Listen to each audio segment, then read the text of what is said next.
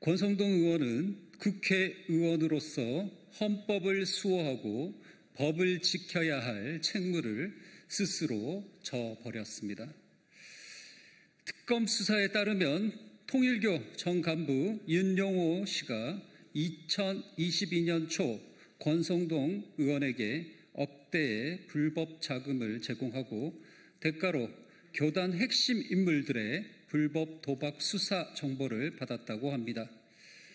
윤 씨의 구속영장에 적힌 내용대로 권성동 의원이 공적 권한을 악용해 수사 정보를 유출했다면 중대 범죄이자 사법 정의에 대한 도전입니다. 권성동 의원은 국회의원으로서 헌법을 수호하고 법을 지켜야 할 책무를 스스로 져버렸습니까?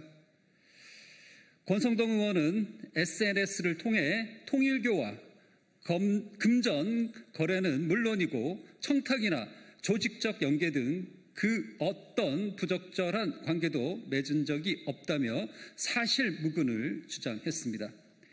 하지만 윤 씨가 왜 허위 진술을 한다는 말입니까?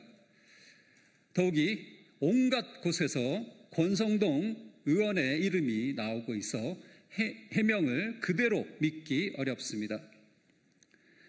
권성동 의원은 수사에 성실히 응하겠다면서도 반복되는 정치 공작과 악의적 왜곡에 대해 단호히 대응하겠다고 밝혔습니다. 권성동 의원의 입장 표명 다음 날 국민의힘도 독재 대응 특별위원회를 만들어 대응하겠다고 발표했습니다. 권성동 의원의 입장 표명이 눈 가리고 아웅하는 것이 아니길 바랍니다. 권성동 의원은 입장 표명대로 특검 수사를 회피하는 일은 없어야 할 것입니다. 이어서 윤석열 전 대통령의 조사 거부에 관련된 브리핑하겠습니다. 윤석열의 반복된 수사 거부, 전직 대통령 예우부터 박탈해야 합니다. 윤석열 전 대통령이 또다시 법의 명령을 정면으로 거부했습니다. 이미 구속된 신분임에도 두 차례의 소환 요구를 묵살하고 오늘 특검의 정당한 체포영장 집행조차 완강히 저항하며 무산시킨 행태는 전직 대통령으로서의 최소한의 품격조차 찾아볼 수 없는 반헌법적 작태입니다. 법과 원칙을 누구보다 강조하던 윤 전 대통령이 정작 자신과 배우자에 대한 수사가 시작되자 건강을 핑계로 버티며 조사에 불응하는 이중잣대에 국민은 분노하고 있습니다.